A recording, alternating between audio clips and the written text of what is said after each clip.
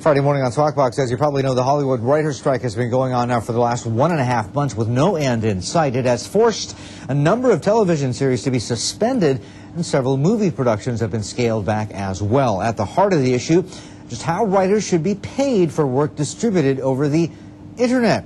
Our next guest thinks his company has the solution for that. Eric Priest is the CEO at Phileo, a startup company that focuses on solutions for content compensation. He joins us live on the line from Shanghai now. Eric, good morning. Good to have you with us. Describe it in layman's terms. What exactly does your company do, and what service does it provide? Well, let me put it this way. I think probably the easiest way to describe what Phileo does is to say, for example, if you have an internet access account with an internet service provider, imagine if that internet service provider added a couple of dollars to that account, bundled it into your internet access fee, and then in return for that, you would be able to download as much music and as much video and as many movies as you want. You'd be able to use them the way you want. You'd be able to share them with your friends and keep them forever.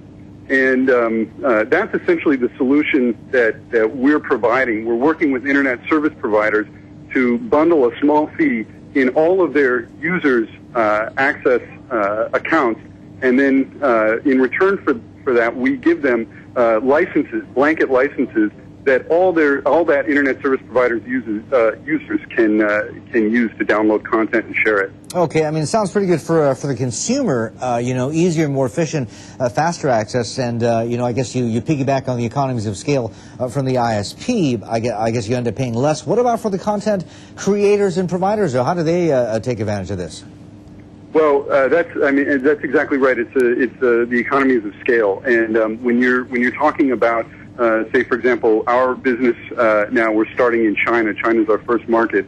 When you're talking about millions of users on one ISP, so there are basically two large consumer broadband ISPs in China. One has 20 million users, one has 35 million users. When you're talking about that number of users, the fee per user can be very, very small. In fact, that fee might even be eaten by the internet service provider. But the amount of money that we can charge an individual, or the amount of money that we can collect from the ISP and distribute to copyright owners is very, very large. And the more users you sign up, the more ISPs you sign up, and the more users you accumulate, the bigger that gets.